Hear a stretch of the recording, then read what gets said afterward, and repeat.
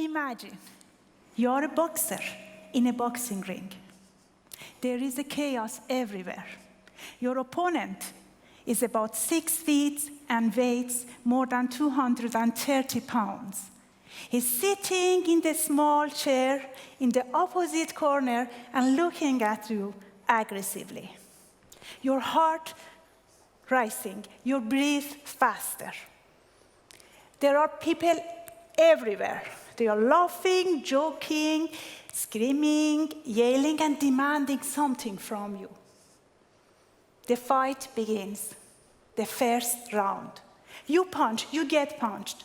Everything goes incredibly fast. At the end of the first round, you have about 60 seconds to relieve and get your balance back, and back to that ring again. Continue to fight. The second round. Punches are flying from everywhere. You get punched in your head, you fall down to the ground, and you close your eyes. You are exhausted, you are in pain. You don't want to move yet. You have 10 seconds to go on your feet again and continue fighting. 5, 6, 7, 8, you are on your feet, and somehow you are continuing in your battle. You start fighting with a plan, but as Mike Tyson once said, everybody has a plan until they get punched in the mouth. All you can do is battle on. Battle on round after round until you lose the count. You lose the sense about everything apart from that opponent. How you punch it, how you avoid the punches, how to knock him down until the last second. That last punch. Then, at that last second, that last punch, who do you want to be?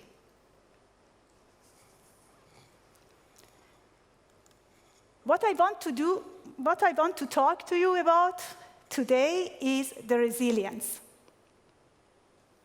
An American scientist, William Robert Scott, back in 1930, 90 years ago, described resilience using a boxer in a boxing ring. A boxer has a certain amount of resiliency, which allows him to resume after shorter or longer term. Partly depends on his physical condition and partly depends on the amount of punches he has already received. But we all know it is more than that. Your confidence, your commitment, your courage, all of them. And the last, not the least, is how you act will affect the result of that camp. I'm here today to tell you the quality of your life when you face challenges depends on acting resiliently. One more time. The quality of your life when you face challenges depends on how you act resiliently. How? After years of research on resilience, I have become more and more convinced that the key to acting resiliently is in 3 C's, what I call as the Trinity of resilience. The first C is about the context. On that ring, Context is about the fight. It's about you and your opponent's condition, mental and physical. In order to fight, then you have to be prepared. You need to be trained. You need to have knowledge and skills about the boxing. There is also elements of surprise.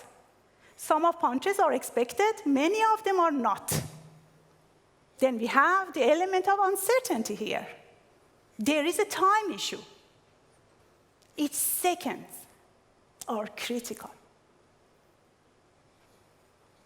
And the value at stake, when the result of match matters greatly for your reputation, if you do it as a professional, or because of the money, when the winner gets paid. In each way you look at it, there is a threat on that ring, then you need to take it seriously. The combination of threat, uncertainty, and time pressure creates an absolute storm of stress. In our daily life, on the other hand, the context is different. But for many sorts of reasons, we get punched from time to time. It could be because of our health, our economy, relationship, family, job. We get punched in our face. I get it. I was on the ground. I fight my way back, and I'm here with you today. See the world through the lens of resilience. Change the way we define and understand the context, the challenges. How? Let me give you an easy example. Think about the term failure. Failure. What we usually understand and refer to the failure is just adjusting our behavior, our way to do things, when we are in a demanding situation. When we do this, when we do things in another way, which is unexpected, improvise, sometimes the results are desirable, sometimes not. If not, then we learn from them and adjust them further. You see, just changing the terminology from failure to adjustment, do something with our mind, with our feeling, emotion, the way we use resources. Instead of judging, blaming, and defending ourselves or others, we refocus to understand why it's happening, not what's happening. Not what and who, but why and how. When we try and refocus to understand it, the insight uses to improve our power. They empower us. In this way, resilience might and will change the quality of our life. The second C is about the choices. In that boxing ring, the choices are more or less clear. How to punch. You will punch in a certain way, in the certain part of your opponent's body. But I know, and you know, it's more complicated than that. In order to act resiliently, you need to be proactive. Being reactive on that ring doesn't help. You need to monitor. See every movement of your opponent and prepare a response accordingly. You need also to listen to your coach who gives you guide and advice. It means that you should have capacity to receive information, to process them, and get the point and use those points in the next punch. It's a lot to do. In our real life, choices are more complicated.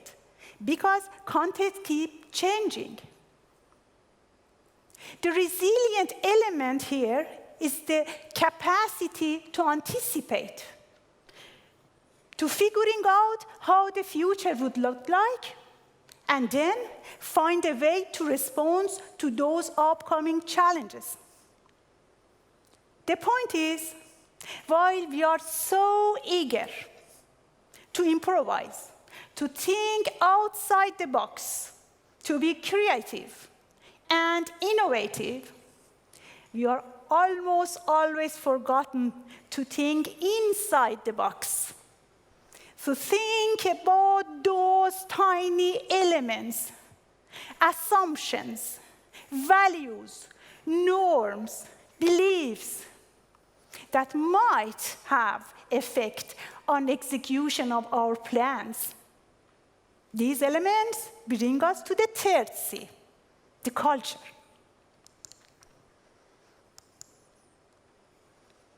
In that boxing ring, the culture is about rules of the game, what to do, what not to do. For example, no biting, holding the hard or sharp object in your hands.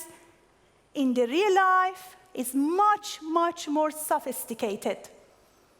As new phases of challenges coming, new rules of the games appears in a faster and faster pace. Yet, our norms, our values, the way we do things often remain unchanged. The success in acting resiliently is not just about figuring out how the future would look like and allocate resources, but to figuring out whether those choices that we make are aligned with our assumptions, values, norms, beliefs. If not, then we should change them. Otherwise, we might end in a situation that we are not comfortable with our choices. We might end in the situation saying, I don't recognize myself here anymore. Next time, when you are in the challenges, think about the Trinity of resilience, about the context, what this battle is about. Your choices, make plans, but be flexible. Take a step back, adjust your plan, and continue to your fight. Never, ever forget, you are a great fighter. Thank you.